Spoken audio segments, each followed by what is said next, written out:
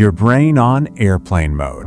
You know, we're about to dive into something that's, well, it's probably just a few feet away from you right now. But before we get into it, I've got to ask you something. No, I mean, really think about it.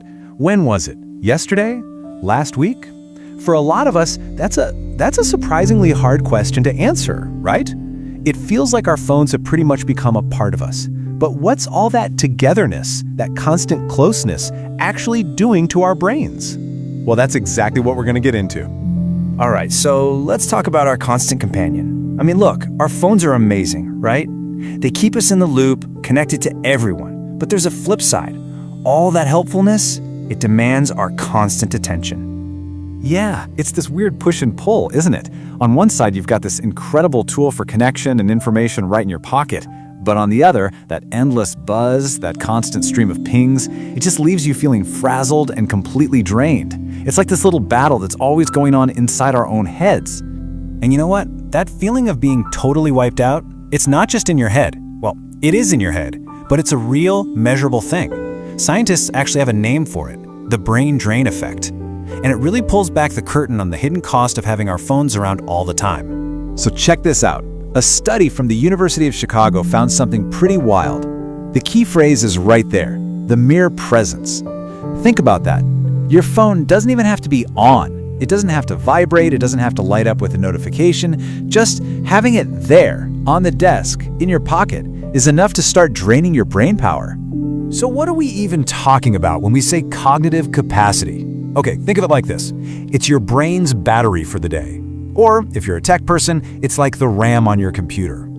It's that limited pool of mental energy you have to focus, to really think through a problem. And here's the kicker. Once it's gone for the day. It's a super precious resource. Okay, so let's see what this looks like in the real world. When your phone is sitting right there, even if it's face down, there's a part of your brain that's working overtime, basically standing guard, telling you, don't pick it up, don't look, don't check. And that little bit of effort, it's constantly sipping away at your mental battery. But when you put the phone in a whole other room, your brain can finally take a breath and pour all of its energy into whatever you're actually trying to do. But look, it's not all bad news. We're not just helpless victims of this brain drain. We can totally fight back. And the secret weapon, the solution, is all about reclaiming our focus. It's about learning the power of being present. And the payoff for this? It's immediate. It's human. Think about it. When you're having dinner with someone and you put your phone away, you're not just putting a device away. You're sending a message, a really powerful one that says, hey, you're what's important right now. That's where real connection happens. You actually catch the little expressions, the things you'd totally miss if you were half glancing at a screen. And it's not just about connecting with other people, it's about connecting with yourself too. I mean, what's the first thing we do the second we get a moment of downtime? Or we're waiting in line, we reach for the phone, right? Well, stepping away from that impulse, it opens up this space for your mind to just wander, to think, to just exist. It's basically the exact opposite of that mindless zombie scroll we all know so well. Okay, so this all sounds great, kind of philosophical, but what are the real, tangible benefits? Like, what actually happens when you take a screen break? Let's get into the nitty-gritty.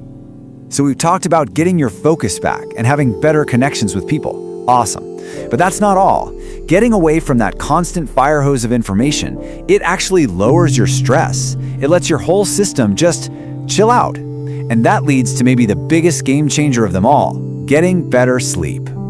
I think we've all been there, right? Lying in bed, scrolling, and then you put the phone down and your brain is just wide awake. You can't shut it off.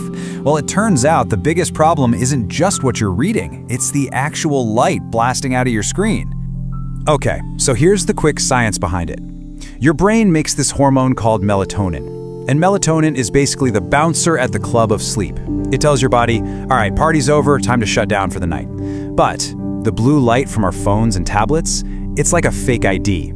It tricks your brain into thinking the sun is still out, so your brain stops making melatonin. No bouncer, no sleep. So, you want a super simple, super powerful trick? Here it is. 1 hour before you want to go to sleep, put your phone away. And I don't mean just on the nightstand. I mean, put it in another room. That's it. That one little change gives your brain the all clear to start making melatonin like it's supposed to. And you end up with much deeper, more restful sleep. It's that easy.